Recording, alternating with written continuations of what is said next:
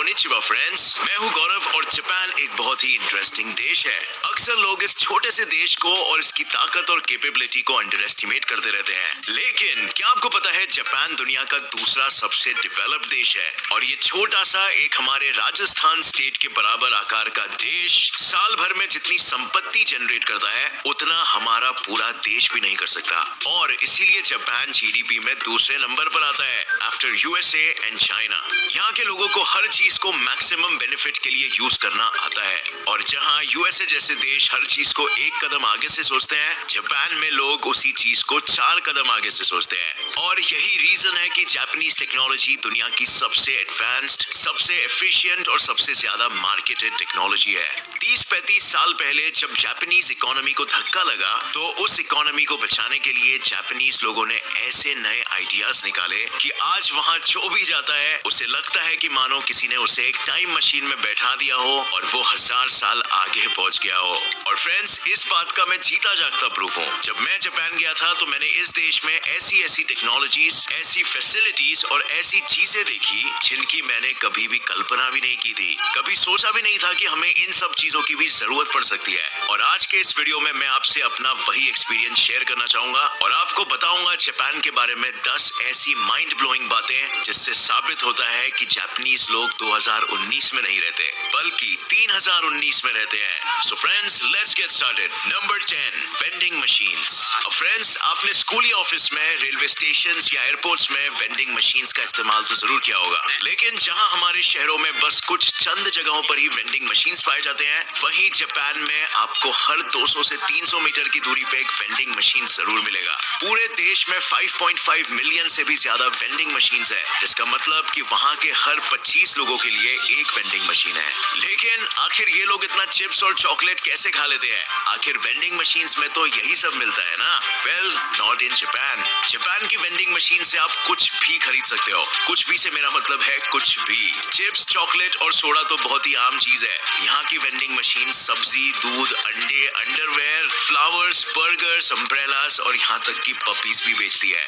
Number 9, capsule hotels. Japan दुनिया का इकलौता देश है जहाँ कैप्सूल होटल्स का ट्रेंड है। कैप्सूल होटल्स असल में बहुत ही कॉम्पैक्ट और छोटे होटल्स होते हैं जहाँ रूम स्पॉट्स की तरह होते हैं और एक के ऊपर एक स्टैक किए हुए होते हैं। आपका रूम बस इतना बड़ा होता है कि आप उसमें लेट सके और बिना छत से टकराए बैठ सके और इन छोटे रूम्स या पॉड्स में आपकी जरूरत की हर चीज अवेलेबल होती है। चार्जिंग पोर्ट, बेड, पिलो, सामान टांगने के लिए हुक्स, एक छोटा सा शेल्फ और एक लाइट। बाथरूम और टॉयलेट कम्युनल होते हैं लेकिन बहुत ही साफ सुथरे। ये होटल्स आमतौर पर रेलवे स्टेशन और एयरपोर्ट्स के आसपास बनाए जाते हैं ताकि अगर किसी कारणवश आपको रात में किसी अनजान शहर में रुकना पड़ जाए तो आप इन्हीं होटल्स में आराम से रुक सकते हैं। अब फ्रेंड्स, इस वीडियो के बाद गूगल जरूर करना और बताना मुझे कमेंट सेक्शन में कि क्या ये कैप्सूल होटल्स एकदम किसी साई-फाई मूवी के सीन जैसे नहीं लगते। Number 8, hotel with robot staff.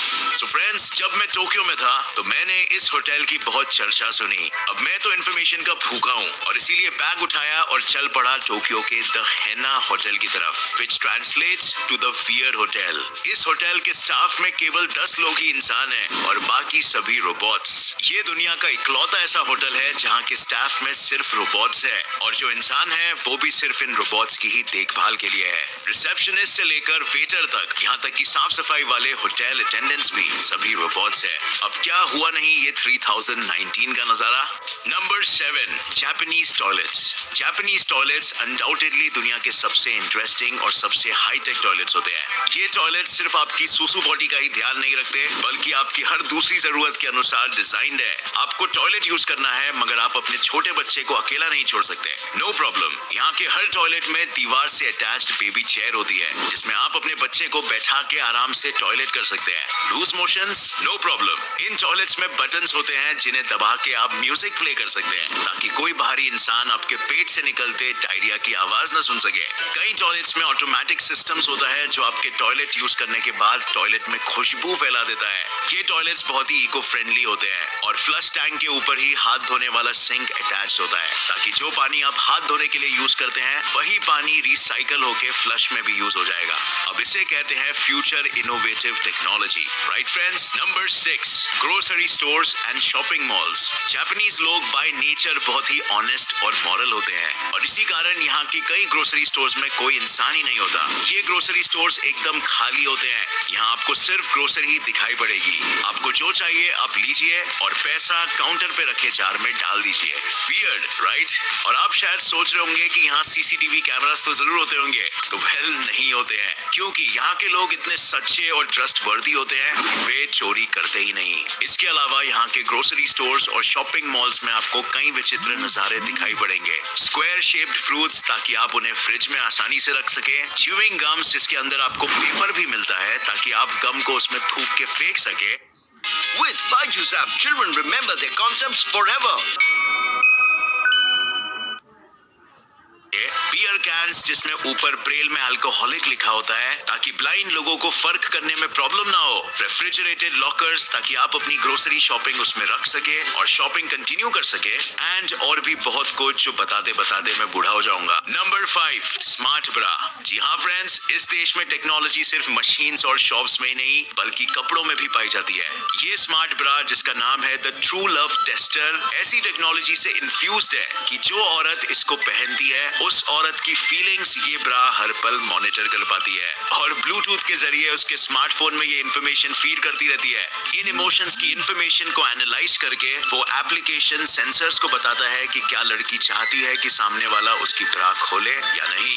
अगर लड़की इंटरेस्टेड है तो आदमी लकी है, और ब्रा और अगर नहीं तो सॉरी माय फ्रेंड, आज तुम्हारा लक खराब है। आप भी अगर जापान जाए तो अपनी गर्लफ्रेंड को ये बार जरूर गिफ्ट कर सकते हैं और टेस्ट कर सकते हैं अपनी प्यार की ताकत। Number 4, Japanese restaurants. शायद पूरी दुनिया में जापान के ही रेस्टोरेंट्स होंगे जहां आपका खाना बिल्कुल वैसा दिखेगा जैसा कि पोस्टर्स में दिखता है। मैं आज तक जहां भी गया हूं वहां मैं एटलीस्ट एक बार जरूर डिसअपॉइंट हुआ हूं, क्योंकि जैसे आपको पता है पोस्टर्स में जो दिखता है वो असल में मिलता नहीं। लेकिन जापान में मुझे एक भी बार ऐसा फील नहीं हुआ। जितनी ऊंची कॉफी की टॉपिंग स्टारबक्स के पोस्टर्स में बनी थी उतनी ही ज्यादा टॉपिंग मुझे असल में भी मिली। इनफैक्ट यहाँ के कई रेस्टोरेंट्स में मेन्यू तो मिलता ही है, मगर शो केसेस में उस मेन्यू की हर डिश का एक फेक प्लास्टिक मॉडल भी बना होता है जो आप देख सकते हो और वो हूबहू उस रियल लाइफ डिश की ही तरह दिखेगा, और इसे देखने के बाद आप बिल्कुल उसे ऑर्डर कर सकते हो। Fun, right? एंड फ्रेंड्स, एक और चीज, अगर आप जापान में अपने प्रेमी के साथ डेट पे जा रहे हो तो आपको मिंट रखने की जरूरत नहीं है। यहाँ के रेस्टोरेंट्स में टूथपिक्स की टिप पर मिंट लगा होता है ताकि आप अपने दांतों से खाना निकालने के साथ साथ अपने मुंह को भी फ्रेश कर लो। Number 2, glow in the dark tattoos. Friends, ये चीज तो मुझे सबसे ज्यादा अच्छी लगी। मैं हमेशा से एक टैटू बनवाना चाहता था, लेकिन पहले मम्मी पापा मना करते थे, और अब लगता है कि अगर बनवा लिया तो दीपिका पादुकोण वाली हालत ना हो जाए। लेकिन this tattoo was like a dream come true.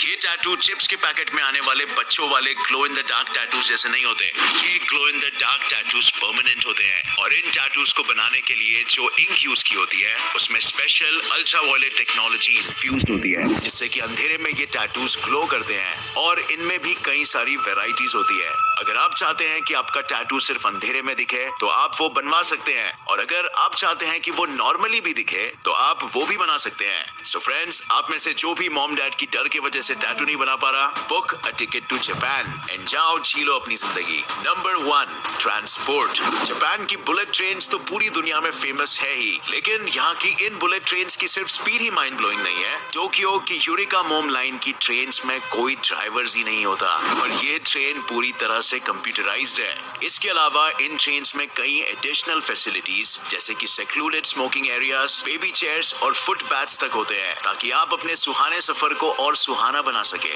In fact friends, Tokyo में स्थित चिबा अर्बन मोनोरेल सिस्टम में एक ऐसी ट्रेन भी चलती है जिसका ट्रैक हवा में है और ट्रेन उल्टी लटकी हुई चलती है। ये दुनिया की एक इकलौती सस्पेंडेड उल्टी लटक के चलने वाली ट्रेन है, और शायद फ्रेंड्स इससे फ्यूचरिस्टिक चीज इस दुनिया में एग्जिस्ट ही नहीं करती। अगर आपके हिसाब से है तो प्लीज कमेंट सेक्शन में मुझे ये जरूर बताना। और ये क्रेजीनेस सिर्फ रेलवे लाइंस तक ही खत्म नहीं होती, रोड्स पर भी डायगोनल ज़ेब्रा क्रॉसिंग्स होती हैं ताकि लोग स्ट्रीट को डायगोनली क्रॉस कर सके। डायगोनल ज़ेब्रा क्रॉसिंग, कहाँ देखा है आपने ऐसा कुछ? And what about decorated manholes? ये कहाँ देखा है आपने फ्रेंड्स? जापान एक बहुत ही छोटा देश है, लेकिन ये इस कहावत का जीता जागता एग्जाम्पल है कि कभी भी किसी चीज को उसके लुक्स से जज नहीं करते। और अब मेरे एम्बिशियस दोस्तों, अगर आपको बिजनेस के लिए स्टार्टअप आइडियाज चाहिए तो बुक करिए अपनी जापान की टिकट, और यहाँ भी बनाइए यार हमारे छातों के लिए पार्किंग लॉट्स। और फ्रेंड्स, अगर